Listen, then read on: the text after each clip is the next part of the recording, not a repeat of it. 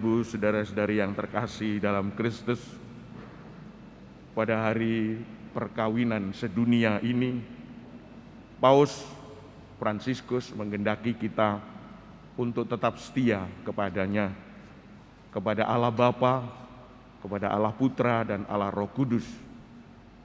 Kesetiaan ini sungguh-sungguh menjadi ujung dari pernikahan kita. Kesetiaan ini kita bawa kepada Tuhan untuk kita tunjukkan kepadanya. Dengan kesetiaan itu maka saudara-saudari yang terkasih, berkat-berkat Tuhan melimpah untuk itu. Saya sendiri belum sampai, kalau pernikahan 50 tahun belum nyampe. Tetapi kesaksian dari mereka yang merayakan hari 50 tahun, bahwa satu hal yang menarik dari wawancara saya, yaitu sabar.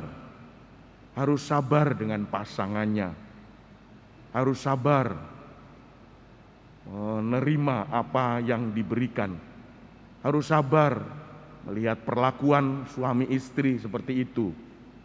Sabar dan lain-lain, banyak sabarnya. Kalau tidak sabar, perkawinan akan hancur, boleh dikatakan begitu. Oleh karena itu, Bapak Ibu, saudara-saudara yang terkasih, marilah kita melihat perkawinan kita sebagai sebuah kekayaan untuk diri kita.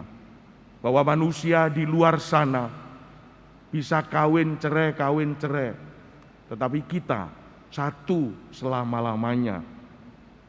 Dan ini untuk membuktikan bahwa pasangan kita memang satu, yaitu itulah pasangan kita. Tidak ada yang lain di dunia ini, hanya itu.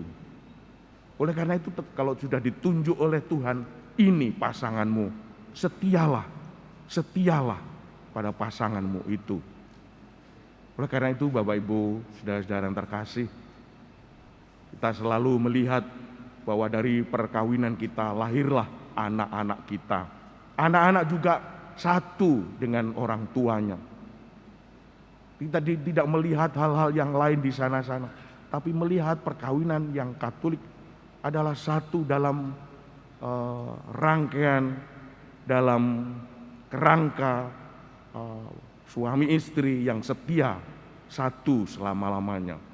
Kalau kesatuan suami istri dibalut dengan kebahagiaan anak-anak, maka itu adalah kesetiaan itu diberikan kepada Tuhan untuk dihayati, dihidupi,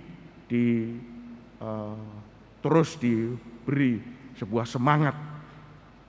Oleh karena itu, Bapak Ibu yang sudah menikah, baiklah Bapak Ibu sudah menikah menjadi contoh teladan bagi kita bahwa perkawinan satu selama-lamanya dan tidak terceraikan kecuali diri kita menghendaki yang lain. Bapak Ibu, saudara-saudara yang terkasih, apa hubungannya dengan Injil hari ini? Celakalah kamu, berbahagialah kamu hai yang miskin di hadapan Tuhan. Karena miskin di hadapan Tuhan hanya satu. Tuhan satu, Allah. Tidak terbagi-bagi. Kesetiaan kepada Allah. Dan itu kita tunjukkan kepada Tuhan. Kita berbahagia karena kita sungguh-sungguh tidak lalai kepada Tuhan, tidak lupa kepada Tuhan. Tuhan adalah andalan kita. Tuhan adalah pembimbing kita menuju tanah terjanji, yaitu surgawi. Maka dari dalam bacaan pertama, kitab Yeremia mengolak bagaimana orang-orang yang berkemampuan itu, mengolak orang-orang yang melihat bahwa kesatuan suami istri ditolak oleh bangsa itu. Bangsa itu adalah bangsa Israel. Karena bangsa Israel dikelilingi oleh orang-orang bangsa-bangsa lain, mau digoyahkan imannya, oleh Tuhan. Kalau iman ini digoyahkan, maka dia tidak setia lagi kepada Allah.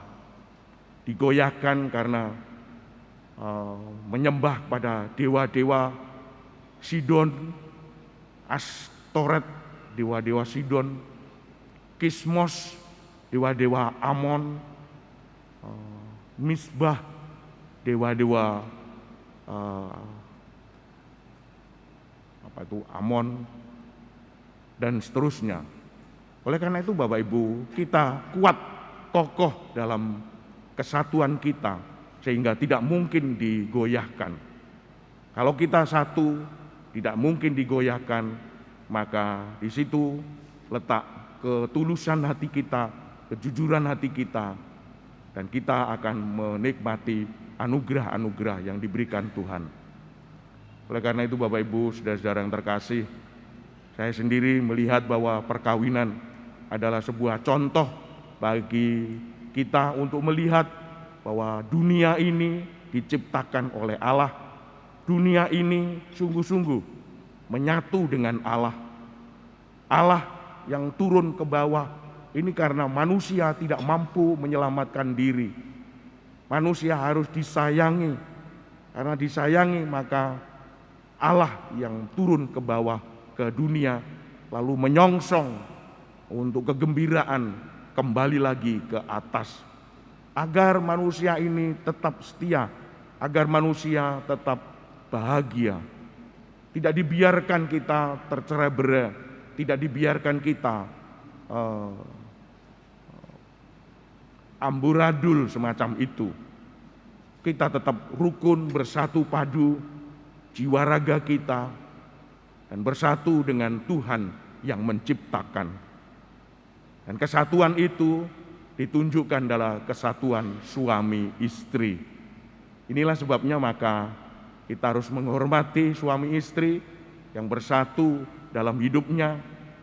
Sungguh suatu cita-cita kita, di mana kesatuan itu perlu dibangun dengan kesabaran, ketelatenan, dalam suka dan duka, selalu dihembuskan sebuah wacana kegembiraan, senyum, ramah pada sesama, tidak suntrut, mecucu terus saja.